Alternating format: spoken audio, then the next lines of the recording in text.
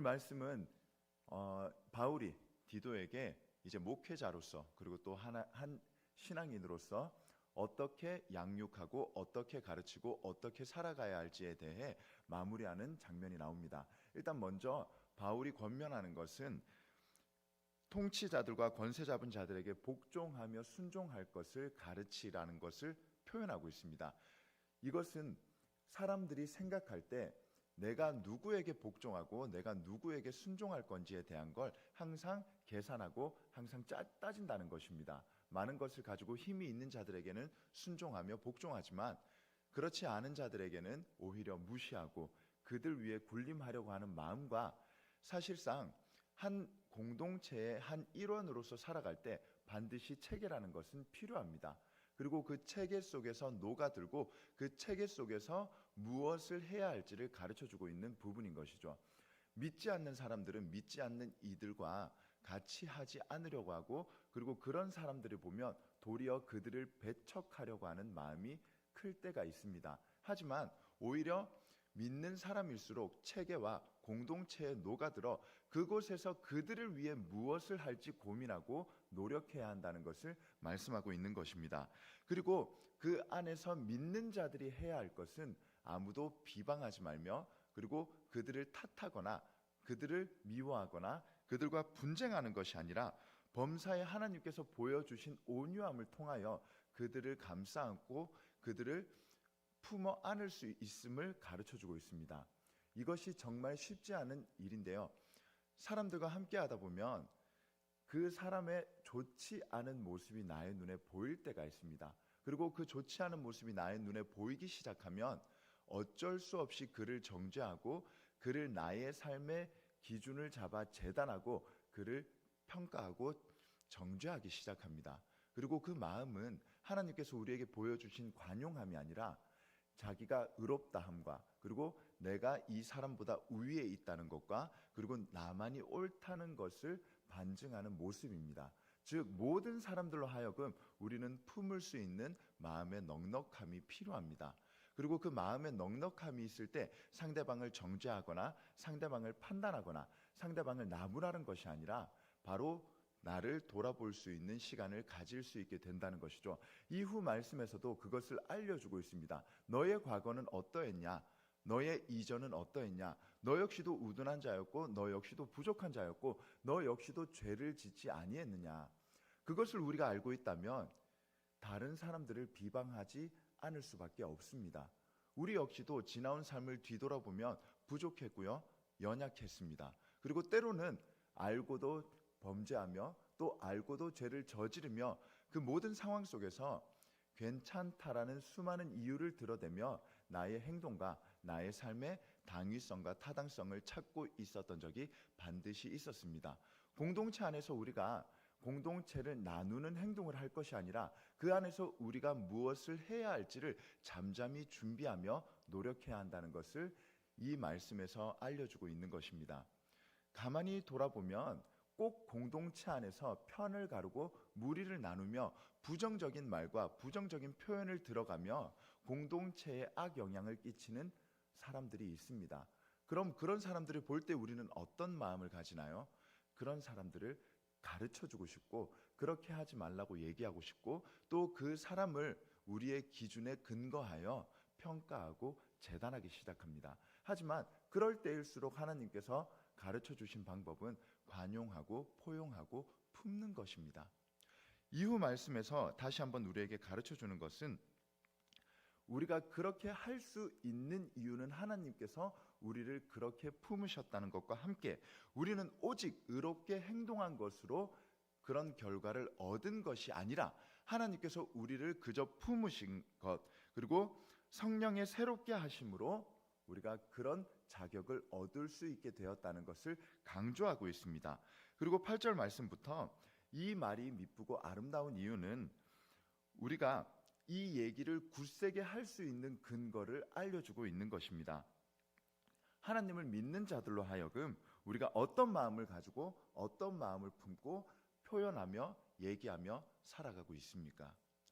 혹여나 상대방을 비방할 것을 먼저 찾고 상대방을 나무랄 것을 먼저 찾고 상대방의 부족함이 보이면 그것을 넘어가지 못하고 어떻게든 걸고 넘어져 상대방에게 부족한 것을 얘기하며 상대방에게 부끄러움을 주려고 하지는 않는지. 하지만 그럴 때일수록 우리는 하나님이 나에게 베풀어 주신 사랑을 통하여 성령님이 우리를 깨끗게 하신 것을 기억하라는 것입니다.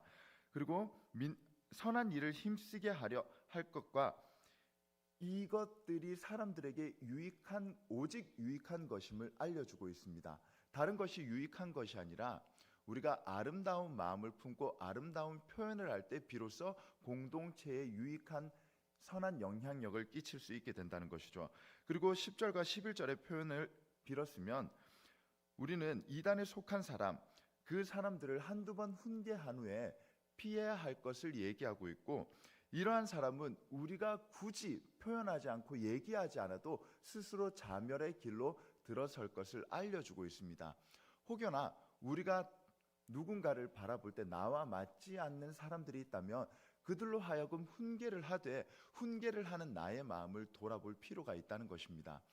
그들로 하여금 우리의 훈계가 들어지지 않고 우리의 훈계가 그에게 들리지 않는다면 영적으로 맞지 않는 것을 다시 한 번 더 확인해야 합니다.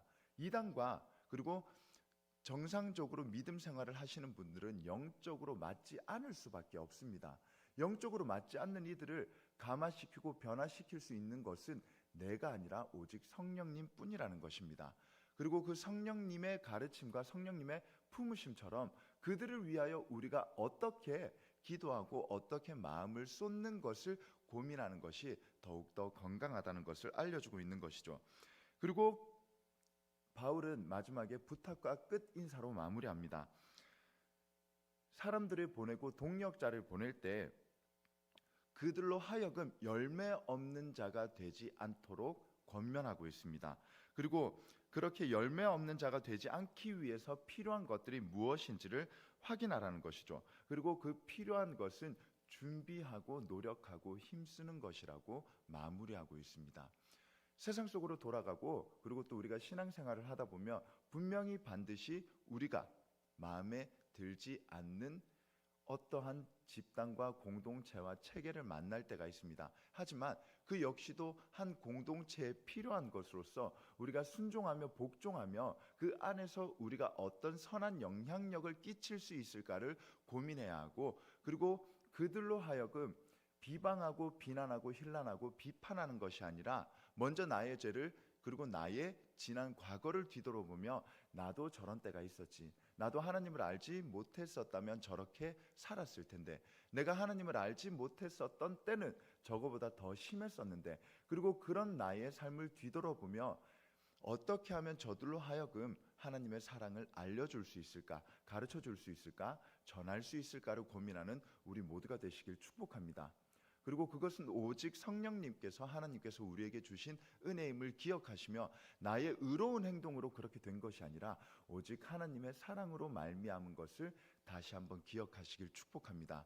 그리고 세상 속으로 돌아가 우리가 전하는 자로서 바른 것을 전하길 간절히 소망하고 바랍니다.